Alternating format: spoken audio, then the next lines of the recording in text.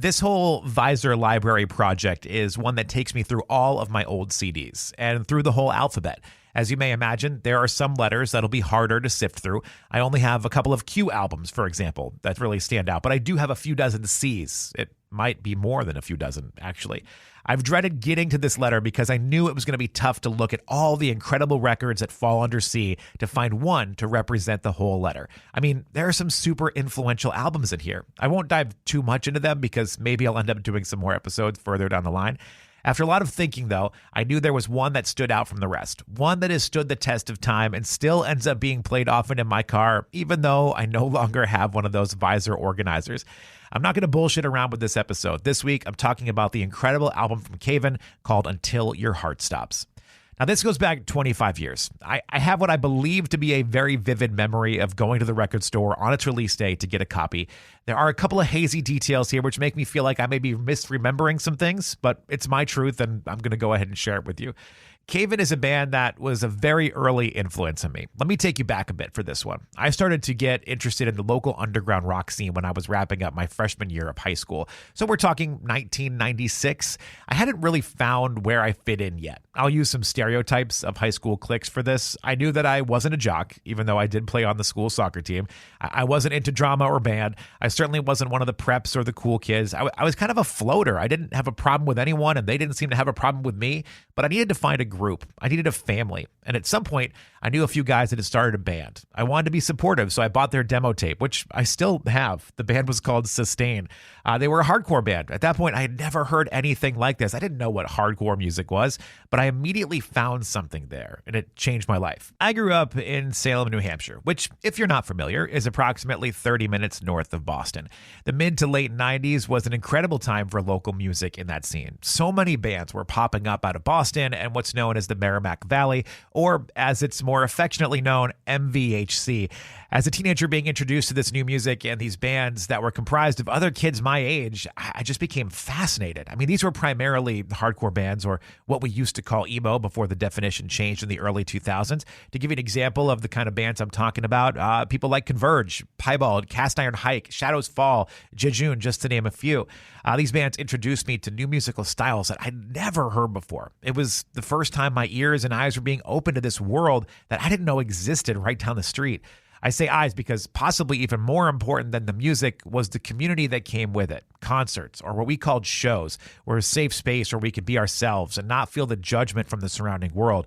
They were a place where the struggles we felt were weighing us down went away.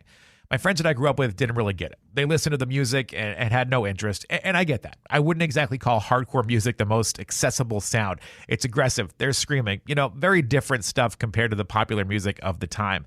But it was the music that drew me in. You could feel the emotion in the singer's voice as he screamed out the lyrics. You could feel the energy oozing off the guitars. You could feel the angst in the fans that were slamming into each other as they ate it all up. I loved it all. As they say in Hamilton, I just wanted to be in the room where it happened. I wanted to witness it. I wanted to feel it with everybody else. There's so many nights that I was at that go down in the scene folklore. One moment in particular that I recently shared with one of the guys involved, I was at a show at Merrimack College. The band Barrett was performing. They were, I guess, a short-lived band, but Zach from Barrett went on to be in Bane. Anyway, Barrett were performing. Zach was doing his wild thing on stage, as he always does. He had a microphone in front of him that he kept yelling into. And at one point, my friend Jim looks at me and says, I don't think that mic is plugged in, which couldn't possibly be true, right? I mean, his voice is coming across loud and clear over all the ear-splitting guitars. But then the mic was kicked over and we could still hear Zach screaming. Sure enough, that microphone was not plugged in. I've talked about this with a couple other people over the years, and I remember someone saying, I cannot believe you were there for that. I've heard about that show. And that's what I mean when I say community. These shows meant something. They meant so much to the fans. Why am I telling you all of this? Well, I wanted to try and paint a picture so you could understand what some of this music and these bands meant to people like me. I don't remember exactly when Caven came into that picture. I do remember a classmate of mine, Matt Drugan, knew about them before I did. I think he actually put a show together with them at the Salem Elks Lodge or something. I found out about a lot of bands from him. It was Matt, Chuck Conlon, and Greg Tullo. These three guys were my biggest influences when it came to music. Caven, they were a group of guys from Methuen, Massachusetts. That's the neighboring town to mine just over the border in Mass. I knew they were in high school, same time that I was, which seemed absurd. I mean, how were these kids that were just a year or so older than I was making such incredible music? That's also what made them even cooler. I mean, they were my peers and they were just crushing it, which I've heard some of the guys in bands on podcasts now talking about how they were just normal kids that played music. And that is true. But to the rest of us, they were our rock stars. I mean, even though we may have shared a Spanish class with them, they were still larger than life when they were on that stage. The first time I saw Cave-In was on a video compilation called The Actuality of Thought. It was basically a series of live performances. I think I bought this VHS tape because of the Get Up Kids and Piebald being on it, but I was drawn in by that Cave-In performance. I heard a couple of songs through 7 inches and tapes friends had made me, but this was the first time I had actually seen them, and that is what did it. I was hooked. They performed their song Crossbearer. You can find this video on YouTube if you want to look it up. Terrible quality by today's standards, but back in the late 90s, it was amazing to have this inside look at a show that I wasn't able to go to. Cave-In released a few 7 inches and then put those together for an album called Beyond Hypothermia. I'd also like to make a quick point here. This was the late 90s, so the internet was a thing, but it wasn't being utilized like it is today. You didn't have instant information like album release dates or tours popping up on your social media. Most bands and venues didn't even have websites. I mean, you'd hear most things word of mouth or maybe get a flyer somewhere. I had heard that Cave-In were working on a new album. I don't recall where I heard that, probably through a friend, but I found out via my local Newbury comic store when it was coming out. Newbury Comics is a small chain of music stores in the Boston area. I know comics is in the name, and I'm sure they did in fact sell some comics, but they were a music store. Nay, they were the music store to go to in the area. I marked the date on my calendar. I made a plan. I had to go home after school, but I would stop by Newbury Comics on my way to have dinner at a friend's house. It was all planned out. And this is one of those details that's a little bit fuzzy. In my memory, release date of Until Your Heart Stops, it was raining. I don't know if that's true, but that's the way that I remember it. I ran into the Salem, New Hampshire Newbury Comics, went straight to their heavy music section. I grabbed the last copy they had left in the rack. I don't know if it was the last copy they had overall, but it was the last copy on the shelf. And this is also an important thing to note here. These records that were coming out didn't have huge pressings. Where an album by NSYNC or something around that time would sell 1 million copies in its first week, bands like Cave-In, I mean, honestly, they were lucky to sell a few thousand in the first week, if that. Some of these albums were hard to find in stores at times. There was an album by Piebald called Sometimes Friends Fight. I believe it was their first, and it was super limited. It came in a folded cardboard-style case with a Piebald patch in it.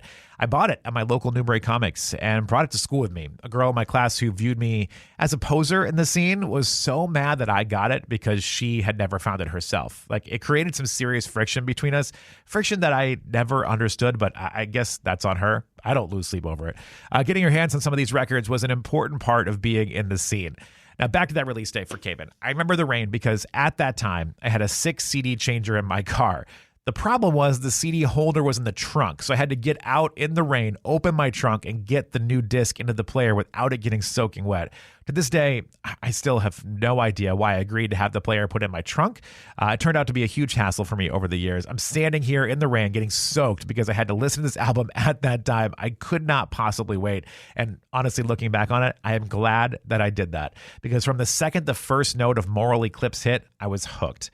I took the long way to my friend's house and even sat outside the house for a few minutes because I had to get through the 8-minute epic that is The End of Our Rope is a Noose. I loved this record so much. It's almost impossible to put into words. I would take it into my house and back to my car almost every day for a while before it finally ended up staying in my car almost full time. I mean, it sounded better there anyway. I could play it a hell of a lot louder, that's for sure.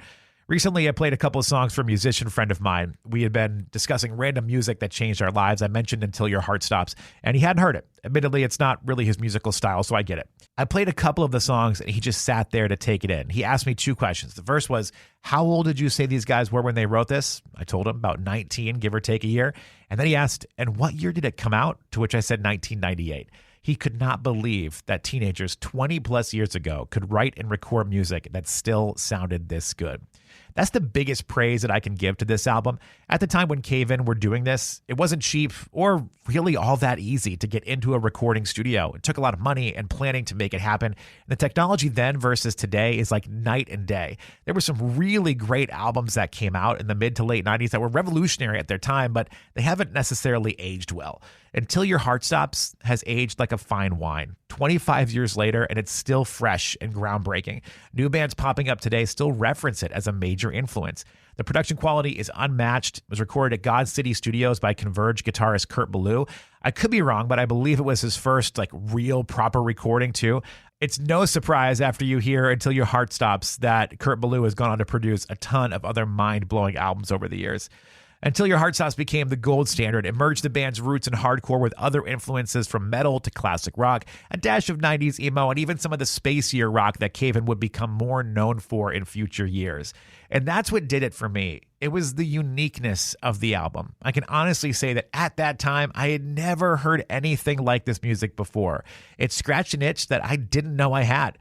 I'll admit, there was an element of me that was a touch disappointed at first with some of the songs. I went into it wanting more of Beyond Hypothermia, which in some ways I did get, but there were so many other layers and sounds that came with it. I had to listen through a couple of times before I knew what kind of brilliance I had in my hands. And honestly, that is kind of Cave In's story over the years. They would change their sound with every single album, and some fans would end up being left in the wake, and some would stick with them, like myself. All right, let's talk about these songs. Until Your Heart Stops kicks off with a song called Moral Eclipse. I think you need to hear these first few seconds to really feel what kind of intro this is.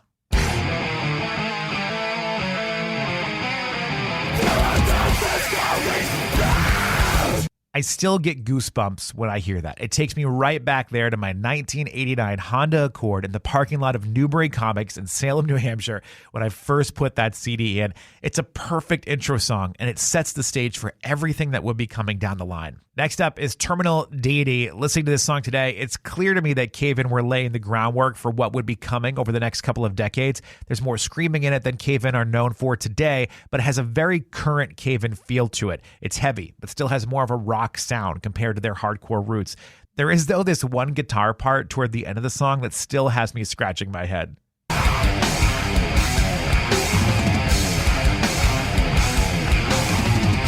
Tracks 3 and 4 are Juggernaut, and The End of Our Rope is a Noose. Now, this album could be 2 songs long and still have the same impact today. What Cave In accomplished on these 2 songs in just over 13 minutes is legendary, in my opinion.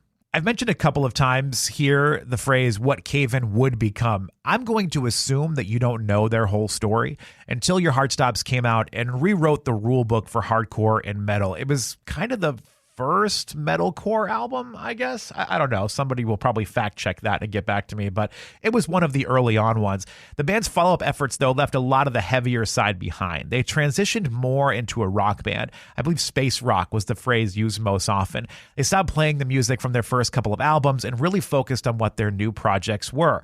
The music is great, but it was a quick and big departure from what we all fell in love with. A lot of fans really hated this transition. I've heard Steve Brodsky, the singer of the band, even say that they doubled down on it. Like, at times he feels like they were probably really mean to fans who were requesting the older music, but at the time they had their passion. They knew their goals, they knew what they were going for, and playing the older stuff from Beyond Hypothermia or Until Your Heart Stops just was not in that picture.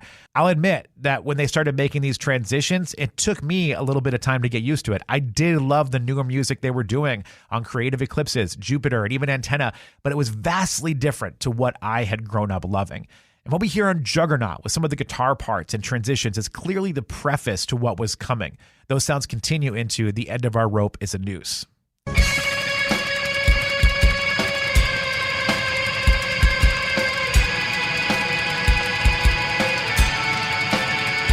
This kind of guitar sound will become Cave In's calling card in just a couple of years following this album.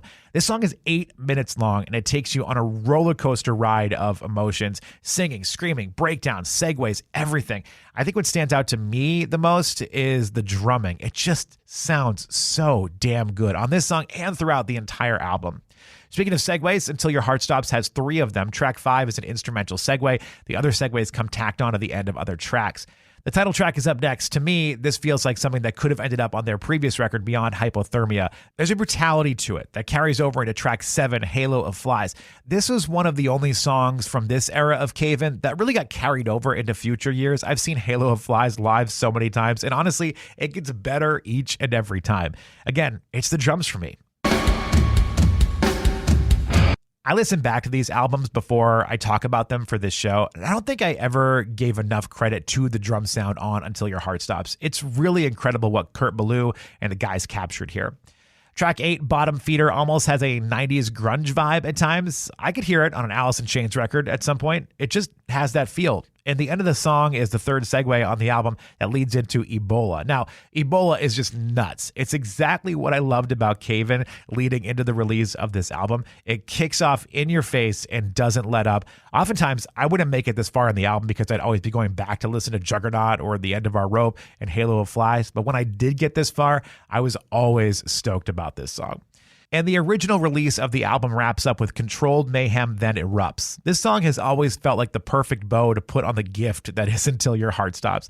It's a great summary of everything we heard over the previous 9 songs. It's also a great summary to what we had already heard from Cave-In at this point in their career. I love that they didn't overdo it. The album clocks in at just under 60 minutes, which by the hardcore standards of the day is a long album, but Cave-In could have indulged themselves and added more. They didn't. This was a carefully thought out piece of work, and I love them for it. Cave-In's had a bit of a resurgence over the past few years. It kind of started, sadly, after the passing of their bassist, Caleb. They did a few benefit shows for Caleb's family, and the response was huge. They even released an album of unfinished material that they had been working on with Caleb. All of that led to a couple more tours. Nate from Converge joined the band as bassist, and they released their first proper album in over a decade. It's called Heavy Pendulum. And that came out with huge reviews and made it onto a lot of best of lists for 2022. Just a couple months before I recorded this episode, Relapse Records re-released Until Your Heart Stops with a bunch of unreleased material and new packaging. It basically sold out in minutes. I went online as soon as I saw the post about it, and everything was already gone. That's just another example of what kind of force Cave-In and this album continue to be 25 years after it came out. I want to close out this episode with another story. So my friend I was visiting, I mentioned earlier in this episode, her name is Laura. I had dinner with she and her family just about every week. They had a family friend that would join once in a while as well. This friend was a year or two older than I was. Now, this particular night, I had brought the CD case for Until Your Heart Stops into the house with me. Why? I don't know. I have no idea. Maybe I thought it would be cool to show it off, right? Who knows? The friend, I can't remember her name right now, saw it and said, Cave-In, where do I know that name from? Cave-In wasn't exactly a household name. They weren't necessarily part of the pop culture zeitgeist. After a while, though, it hit her. She said to me, are these guys from Methuen? I used to sit next to a guy named Steve that wrote Cave-In on things in class. He told me he was in a band, but I thought it was just like some guys playing in a garage. Steve would be Stephen Brodsky, the singer, guitarist, and lead songwriter for Cave-In. I think it surprised his friend that Cave-In was more than a notebook doodle and was in fact a band that would create music that some 25 years later still inspires people.